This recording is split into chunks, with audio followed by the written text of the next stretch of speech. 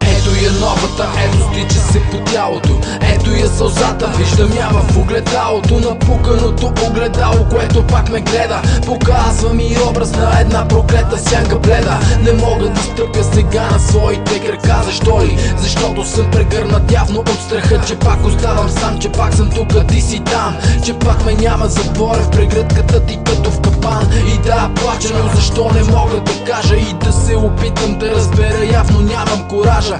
Само знам, че имаш нещо общо с това. Виновна си за това, че пак потича моята сълза. Погледни в сърцето ми горещо, погледни го, иска да ти каже нещо. Вгледай се, че името ти е написано на него. Сти го, нарани го и накрая най-наго взе го.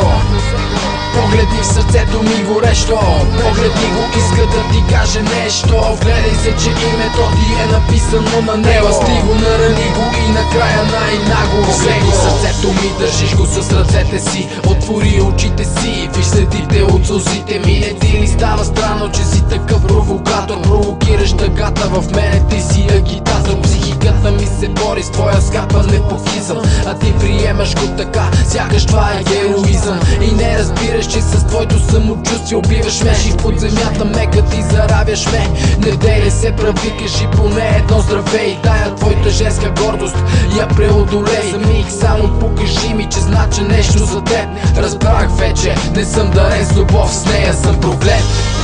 Погледни в сърцето ми горещо, погледни го, иска да ти каже нещо. Вгледай се, че името ти е написано на него. Сти го, нарани го и накрая най-наго взе го. Погледни в сърцето ми горещо, погледни го, иска да ти каже нещо. Вгледай се, че името ти е написано на него. Сти го, нарани го и накрая най-наго взе го. Знам, че няма да те променя, ти си това, което си, една объркана жена, която се бори с собствените си желания, противоречия, които водят само до страдания.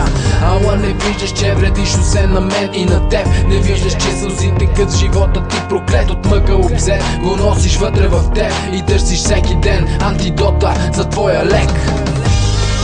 Погледни в сърцето ми горещо, погледни го, иска да ти каже нещо. Вгледай се, че името ти е написано на него. Сти го, нарани го и накрая най-наго взе го.